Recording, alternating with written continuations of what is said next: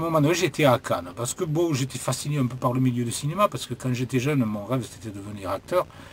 Bon, après j'ai abandonné parce que je me suis consacré à Dieu, mais là, comme c'était une période où j'étais perdu, où bon, j'étais en difficulté, je cherchais à travailler et dans des choses que j'aimais. Je dis pourquoi pas le cinéma, mais je connaissais pas bien, donc j'ai appris à connaître en voyant. Et je me suis retrouvé, j'étais au Festival de Cannes, et là, bon, j'ai vu des gens connus passer comme ça, dans la rue. Et là j'avais une voiture à l'époque, une Ford qu'on m'a volée d'ailleurs par la suite, que j'ai retrouvée toute cassée, ils l'ont retrouvée toute cassée.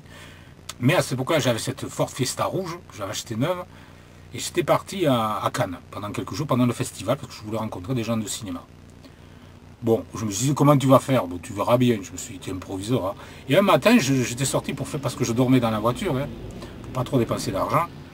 Et j'étais sur la croisette, je m'étais garé quelque part pour faire ma toilette. Et de bonne heure, très tôt le matin, qui je vois passer, devinez, Claude Lelouch, qui faisait son jogging. Alors bon, je me suis dit, tu lui cours après, tu lui cours pas après. Ça me paraissait stupide de lui courir après, parce qu'après tout, c'est un homme comme tout le monde, et j'ai pas à lui courir après. Mais je sais pas, la bêtise m'a pris, je lui ai couru après, et j'ai fait un bout de jogging avec Claude Lelouch. Ouais. Alors je courais à côté de lui, je lui ai dit comme ça, je veux faire du cinéma, je lui ai dit. Alors il m'a crié un numéro de téléphone, tout en faisant du jogging, hein, en courant. Il me dit, non, le numéro 3, il me dit, appelez-moi, c'est Avenue Foch, il m'a donné une date. À la rentrée, appelez-moi, téléphonez. Bon.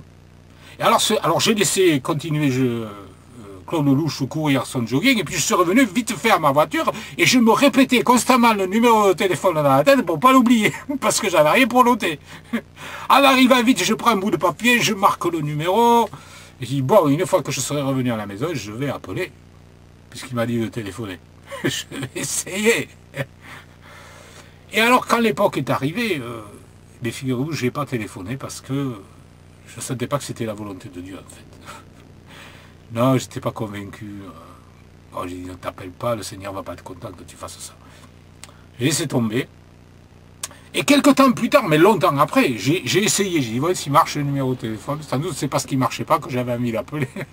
Je devais le sentir, bien sûr. Le numéro était plus valable à cette époque-là. Il devait être un numéro pour ce moment-là. Peut-être qu'il faisait des castings, je ne sais pas.